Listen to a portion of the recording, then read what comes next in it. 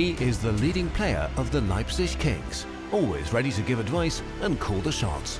He enables his teammates to achieve great plays. His passes are legendary and have made him the MVP of many games. It's time to meet the king of the kings. Michael Birdsong, number 3, quarterback for the Leipzig Kings. Michael found his love for football early. Starts, just starting from a young age, growing up in a small town in Virginia. That's what you did on every Saturday, Sunday, Friday night. You went and saw football games, you played football. So it's been something that's part of my life since I was 5. So nothing left to say about that. Michael's family shares his love for the sport and has always encouraged him to play. My dad grew up playing ball, and he was a huge, what's now the Washington football team fan. So, we grew up going to games, having the background in it and put me in at a young age. And ever since then, it's been part of our family before and with me, and it'll be with me after too. At first, he only played out of passion, but Michael quickly realized that he had the skill to go pro. Obviously when you play in Little League and stuff, you hear comments from coaches and stuff. None of that really, did anything for me at the time, but when I got to high school, started getting recruited by, big colleges and everything, I think that's when it started to click in my head that, hey, I can really do something with this and possibly make a career out of it. Birdsong made good use of his opportunities. He got around a lot and played for many different teams. I finished up playing college ball. I bounced around 3 schools. Started off at James Madison University as a true freshman. I was one of the only guys to play. My sophomore year, I started the whole year, broke a few records. Had a decent season, but head coach ended up getting fired after the year. New coaching staff came in, brought in a quarterback, changed the entire offense, and I had an opportunity to go play FBS ball at Marshall University and some other schools that offered. Chose to go to Marshall, went there. Sat out my junior year, redshirt junior year, because transfer rules started my redshirt junior year. The first few games got hurt. True freshman comes in, plays really well, yada, yada, yada. I leave, go to Tennessee Tech after I graduate from Marshall, have my last year of eligibility there, have a really good year, broke some records there, played really good ball. Then from there went to Seattle Seahawks, then went to New Orleans Saints. Then it took a little break for about 6 months, and then I went to Canada and BC Lions in Vancouver. Was with them for a few weeks, and then when I got cut by them, I was in the X League in Japan. Won 2 championships over there, won some individual awards over there in the course of 3 seasons, and then now we're here. Michael has always been a restless player. The European League of Football offered him the chance to come over to Europe, and he took it. He's a great supporter of the league's vision to build a foundation for professional football in Europe where the focus is on empowering the players. So I'd always wanted to play in Europe, being like one of my final years when everything kind of calmed down a little bit. When I heard of the ELF, I knew right then that's something I wanted to be a part of, because it wasn't just the GFL or it wasn't just the Finnish league or the Swedish league. I wanted to be a part of something that was inclusive of every country and would allow a lot of imports in from not only the European nations, but the States and Japan and wherever they come from. So when I heard about that in December, I knew that this was possibly something I wanted to be a part of, and yeah, that's when I heard about it, and I was excited from the first time I heard about it. After playing in America for many years, Michael knows how the leagues are organized there. He's good at pointing out the differences between the NFL and the European League of Football and gives valuable input. The biggest difference is probably related to the X League. The European League is more like the NFL and the CFL in terms of marketing and the player content that you guys put out. You guys do a tremendous job with it. And then, yeah, that's probably the biggest difference. Talent-wise, the talent over here is really good. It's very competitive with the X League. Obviously, it's not on the NFL, the CFL level yet, but I do have a vision, and I think my vision aligns with Zume and everybody else that this league will, come to fruition and be a very strong force. Obviously not the NFL or CFL, but maybe take over as the 3rd best league in the world. Especially the support from the fans means a lot to Michael. Here in Leipzig, I think we have the best fans in the league. They show up each and every week, win or lose. They're always out there. They're cheering their tails off and having a great time. So we really appreciate their support. And then all across the league, open up in Berlin, going to Hamburg this past weekend. The fan support has been awesome throughout the whole league. I only see that growing once we get out of this, whole COVID year and all that. Hey, fucking great job, buddy. Thank you so much. Getting started was not easy for Birdsong's team. There were a lot of problems to overcome. I think for us, just getting here so late and not really having anything to use when we didn't get helmets till a couple days before the first game. So for us, it was just on a whole another level of, I'm not talking Hamburger, Warclaw, or any of those other teams. We had a week, so for us, it was just getting going, getting started, getting our stuff that we need to be a football team, getting balls on the field. It was a mess, but fortunately, we are where we're at now, and it's all in the past now.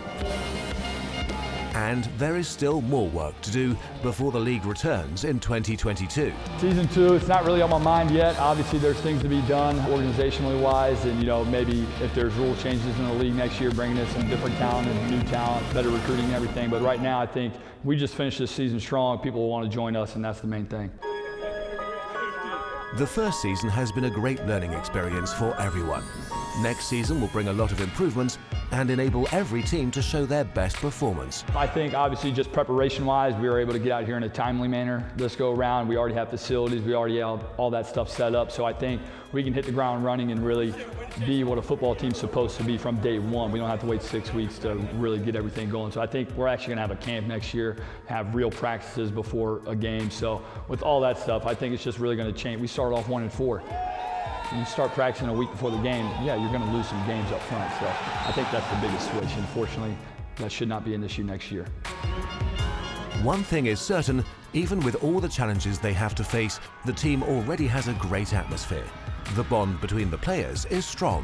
I like to focus out everybody. A lot of guys, you got different characters in the locker room. Some guys like to, have a good time and joke around. So I like all that being around because I'm more of a lock it in focus kind of guy, but I like having them kind of loosen me up, joking around. So I think just being with the guys in the locker room and enjoying the moment is probably one of the best things.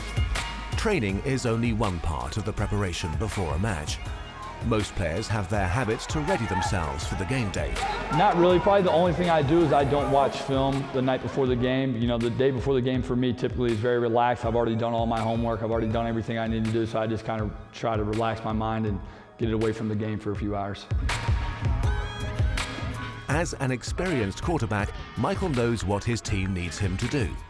He makes his plays with confidence and consideration.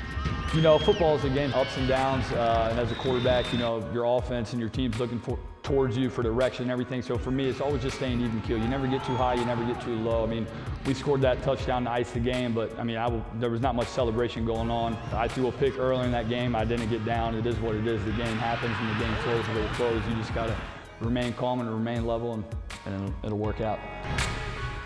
Every quarterback develops his own way to lead the team. Michael was able to find a style that fits him. I'm tough, but I'm loose. I demand a certain amount of things out of my guys, and I don't really care how they get it done as long as they get it done. So for me, it probably goes to that, being loose but tough when needed. The European League of Football has managed to assemble a lot of great players. Birdsong can name a few that have earned his respect. A lot of them really. Dable, obviously he's been a great mentor for me, just coming over here and kind of getting me adapted with the team and everything. Then you guys like Marco, who just brought in, who's played, high-level ball in Sweden, really helped out with the O-line and stiffening them up. And Jonas, PK, Timothy, I can name a whole list of guys. Every great player has started out as an inexperienced rookie. Having a good mentor can often make the difference and help one grow. Michael can name 2 people that have made him the player he is today. Probably have to go back to my last year of college where I learned the most ball was Marcus Satterfield and Justin Muscati. Marcus Satterfield now is the OC at South Carolina, and Justin Muscati is working with the Broncos, and they just taught me so much about the game and really took my knowledge to another level. Having 2 great mentors also means learning 2 styles of play. Michael received a lot of valuable lessons on how to be a quarterback. Play calling and trying to pick defenses apart and how to influence certain areas of the field so you can throw it to the other side.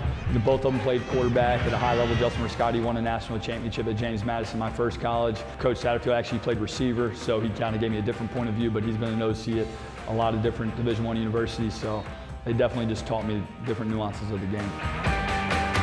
Every player on a team has his own unique role to fulfill. Birdsong knows what is expected of him. he does his part to bring synergy to the team.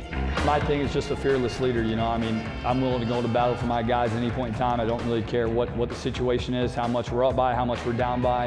If it's 4th and 6 and I need to run, I'm going to go run and I'm going to go get it. If it's, you know, 1st and 10 and we're up by 40, we're still full on the throttle. We're going after as much as we can. Many football players dream of going pro, but building a career is not easy and requires dedication. Michael knows how much work is expected of someone before he can call himself a professional player.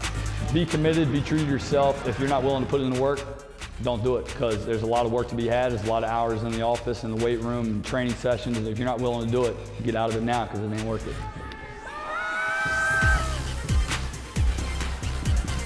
I would have taught myself to read coverages a little bit earlier on and not be so loose with the ball back in the day. Michael also has a favorite moment to share. Worst setback, 2 years ago in Japan, my 2nd year, I think I played 4 games, had 16 touchdowns, no interceptions. I tore my Achilles in the last game of the season, and we were rolling. I wish I could have that one back. Michael dedicates his career to the ones he loves. You know, family, my wife, just making sure, you know, I make them proud and do what I need to do on the field, because I know they're watching every game. He is glad to have their full support. Yeah, absolutely. You know, I mean, everything, like I said, there's been ups and downs throughout it all, but we're still on top. We still got a chance to go, and we're in this moment right now, so there's nothing not to be proud of. To be honest with you, I'm not sure this is the only thing that's ever been on my mind, the only thing I've ever wanted to do. There is one person that is a special role model for Michael, with qualities he himself tries to embrace. Definitely my father, you know, being a single dad, raising 3 kids by himself, you know, just taught toughness, discipline, you know, doing whatever's necessary to get the job done, doing whatever's necessary to, you know, provide for your family and all that stuff, so that's definitely it. Discipline is important for a professional player, but even the greatest pro has his weaknesses. Michael tries to take precautions. I don't keep bad things in my house, because if I get a box of cookies or some candy, it's not going to last me too. I'm going to eat it on the spot. So for me, definitely any sort of sweets that's not in the house, and if it is, it's gone pretty quick.